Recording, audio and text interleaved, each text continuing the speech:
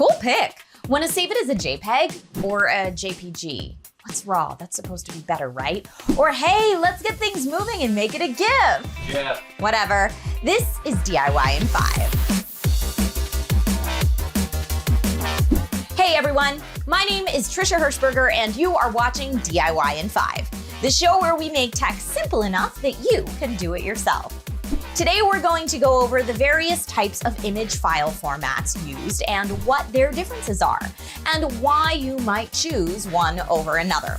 What I will not dictate to you is how you choose to pronounce the GIF file format. Tomato, tomato, that's up to you.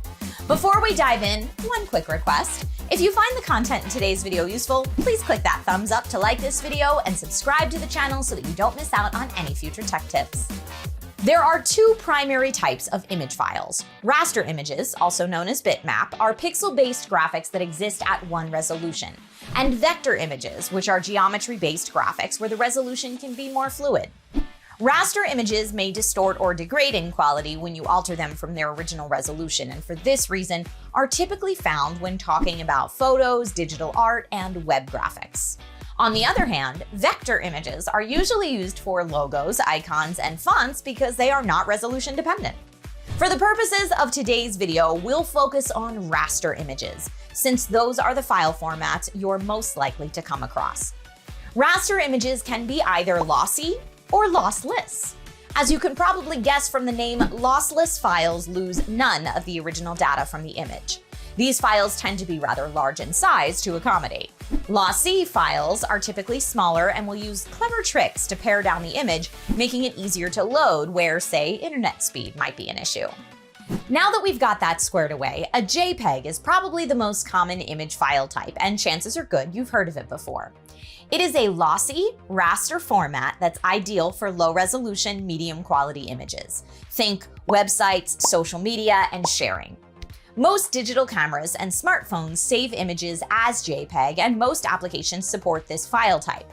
Fun fact, JPEG stands for Joint Photographic Experts Group, the tech team that developed it.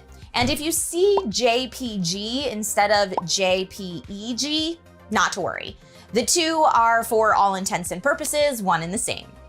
JPEGs are great for a wide variety of situations since they're the most flexible type of file format when it comes to editing and compression.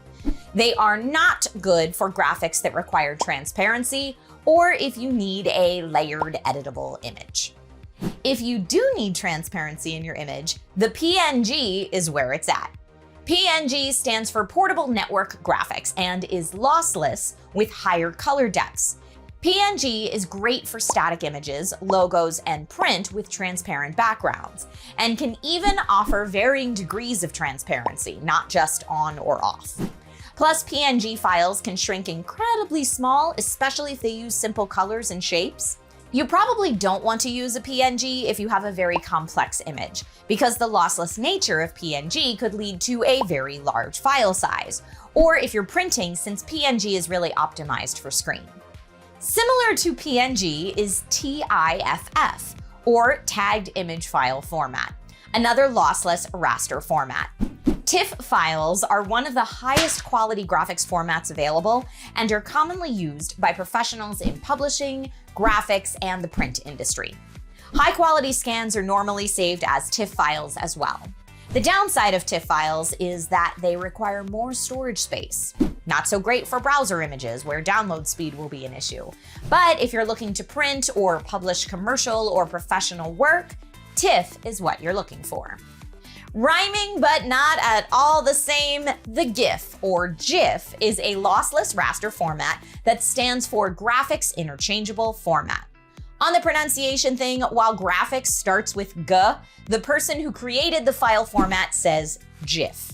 However you decide to pronounce it, GIFs are a very commonly used web image format, usually showing some type of animation. Think animated banners or memes. Even though they are lossless, they can still be exported in relatively small file sizes, making them ideal for web use. Plus, they have the ability, like a PNG, to have transparency. They do not, however, have a wide range of color options, so very colorful images will look flatter if converted to a GIF, and I wouldn't recommend them for printing for the same reason. Finally, the raw image file type is often used by photographers because it includes all the unprocessed data captured by a digital camera. There are many types of RAW formats with Canon and Nikon and Adobe, each having their own, for example, CRW, NEF, and DNG respectively. This is the highest quality image possible for editing and understandably comes with a hefty file size as a result. While ideal for photographers and photo editors, you wouldn't want to use raw image files for websites or printing, since most printers won't accept that file format anyway. To break it down and oversimplify a bit, JPEGs are great for general image sharing. Tiff is great for printing or commercial applications. PNG is best for transparency, GIF is good for animations, and RAW is best for photographers and photo editors. Huzzah! If you have any questions on this overview or would like to know about other image file formats not listed in this video, feel free to comment below and someone from the Kingston community will do their best to get you an answer. Or maybe you'll see a future DIY in 5 made just for your question. Who knows? Take care, everyone, and I'll see you soon. Happy image sharing!